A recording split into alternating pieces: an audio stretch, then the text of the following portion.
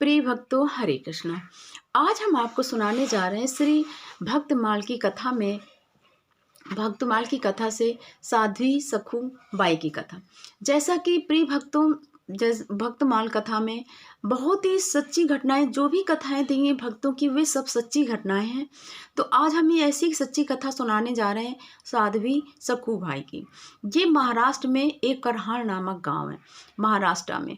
तो वहाँ पर भी साध्वी सखू बाई जो थी, उनका विवाह हुआ था। इनके परिवार में कुल केवल 4 लोग थे, सास, ससुर, पति और पत्नी, मतलब कुल 4 प्राणी थे। तो जो सखूबाई विवाह होके आई थी, तब से सास का स्वभाव बहुत ही तेज था, और जैसा कि ससुर भी बहुत तेज थे, और जो पति था उसका, वो भी अपनी पूरी तरह से माँ के कहने पे चलता था। कहने का मतलब ये है कि सखूबाई को सताने में किसी ने कसर नहीं छोड़ रखी थी। लेकिन जैसे कि खाना बनाना, उसमें कमियां निकालना, बर्तन धुलवाना, और वैसे भी बर्तन धुलवाती थी जैसे पहले के ज़माने में पीतल के बर्तन होते थे, जंग लगी होती थी, इस तरह के बर्तन, और उसमें भी काम में कमियां निकालना। और इससे भी उसकी सास को संतोष नहीं होता था। तो वो उसके मायके वालों को, उसके माँ बाप को 2-4 गालियाँ सुनाए बिना नहीं मानती थी। उनका कहने का मतलब उनका दिन नहीं पूरा होता था।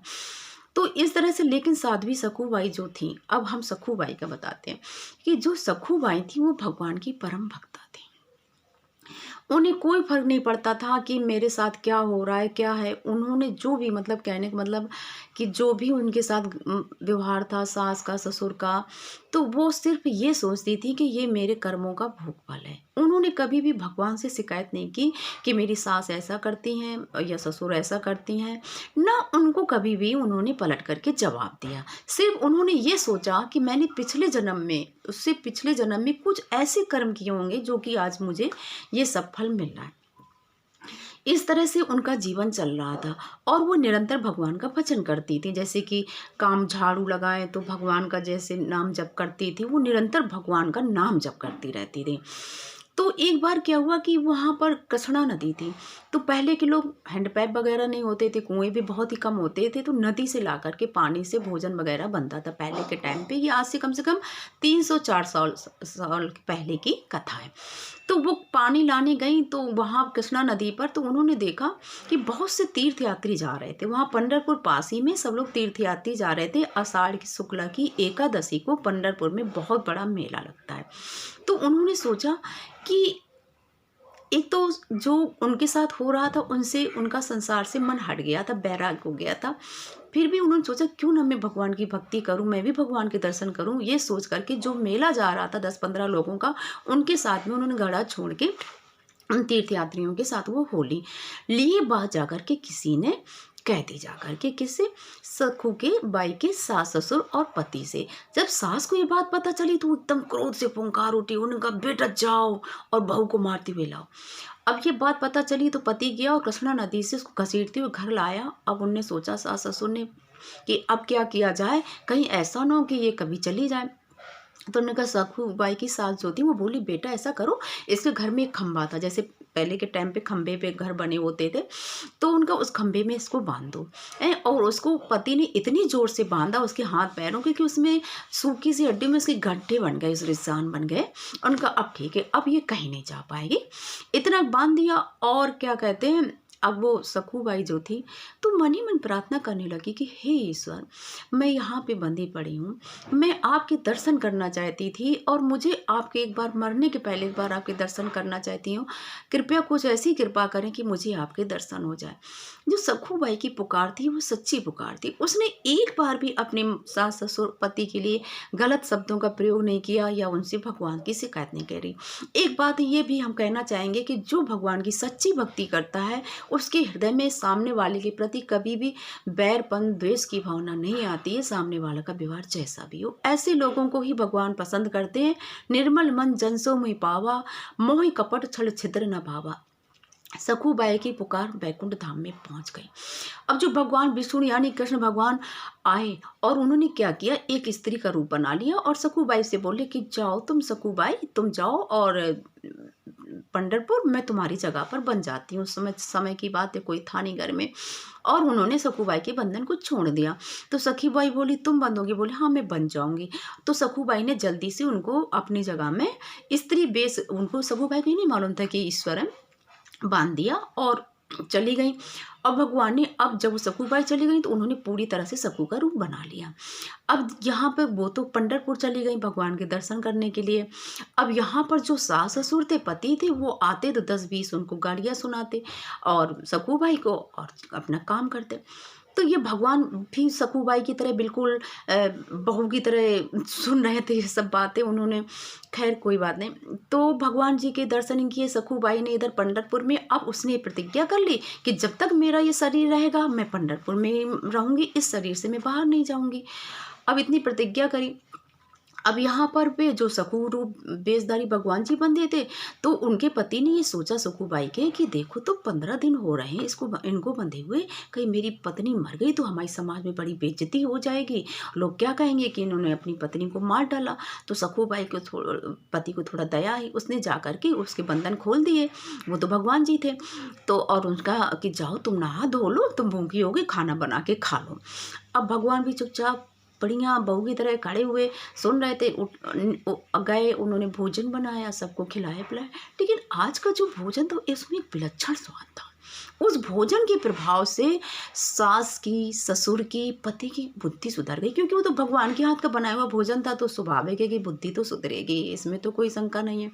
अब यहाँ पर पंढरपुर में ये हुआ कि जो सखूबाई थी वो मृत्यु को प्राप्त हो गई। वो भगवान में इतना तल्लीन हो गई कि उसने अपने शरीर को छोड़ दिया। अब ये जो बैकुंठ में बैठी हुई लक्ष्मी जी, या कह सकते हैं हमारी राधा रानी, उन्होंने सोचा मैं तो बेमतलब को फंस गई, मेरे पति तो वहाँ बंधे पड़े हुए हैं, खाना बना रहे हैं, और ये तो मेरी सखूबाई ये तो यहाँ ख़त्म हो गई हैं। तो जगत जननी राधा जी आई और उन्होंने जहाँ पर भी, हाँ, ये जब देखा, एक वहाँ पर भी पंढरपुर में पास ही के गांव के केवल नाम के गांव था, वहाँ से एक ब्राह्मण वो भी पंढरपुर गए थे। उन्होंने देखा कि वो जानते थे सखूबाई को कि अरे तो सखूबाई खत्म हो गई यहाँ पर आकर के। तो उन्होंने सखूबाई की अंत्येष्टि क्रिया कर दी। तो अब राधा जी को बड़ी परेशान हो गई कि ये मेरे पति वहाँ बंधे पड़े, मैं क्या करूँ। तो उन्होंने क्या किया, राधा जी आई और उन्होंने उनकी सूखी हड्डियों को बटोर करके उसमें प्राण संचार कर दी, यानी कि सखूबाई को प्रकट कर दिया। अब उन्होंने सखूबाई से कहा कि हे सखूबाई, तुम जाओ अपने घर, और तुम्हारी जगह मेरे पति यानी बैकुंठ के स्वामी विष्णु भगवान वहाँ पर बंधे हुए हैं, जाओ और वहाँ पर मेरे पति को, तुम जाओ तो मेरे पति आए। तो सखूबाई जी ने उनके चरणों में प्रणाम किया। साक्षात लक्ष्मी जी विराजमान थी, उनके चरणों में प्रणाम किया और वो अपने गांव में आ गई।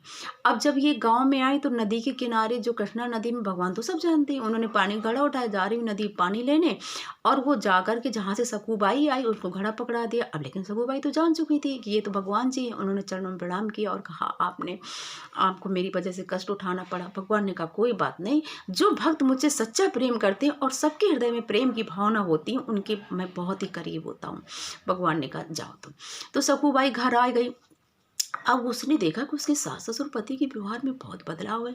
ना कोई उसको गुस्सा आता है, ना कोई चिल्लाता है, बड़े प्रेम से रहते हैं और बड़े प्रेम से बोलते हैं। ये उसने सखूबाई ने भगवान की महिमा को ही समझा कि मेरे सास ससुर पति की बुद्धि सुधार दी है। अब चांस की बात ये देखी कि जो केवल गांव का जो ब्राह्मण था जिसने सखूबाई की अंत्येष्टि क्रिया करी थी, वो उस दिन ब्राह्मण के घर में आया। वो हालचाल बताने आया कि तुम्हारी बहू पंढरपुर में ख़त्म हो गई, मैंने अंत्येष्टि क्रिया करी। तो ये सब अब वहाँ पर आया तो देखा सखूबाई काम कर रही है।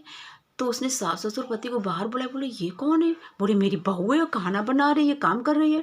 तो उसने बाहर बुला के कहा ये बहू नहीं, तुम्हारी बहू का भूत है, मैंने तुम्हारी बहू की तो अंत्येष्टि क्रिया पंढरपुर में कर दी है। तो सास ससुर बोली मेरी बहू पंढरपुर से, यहाँ से गांव से बाहर गई नहीं तो पंढरपुर कैसे पहुंच गई, ये तो बराबर हम लोगों के साथ है।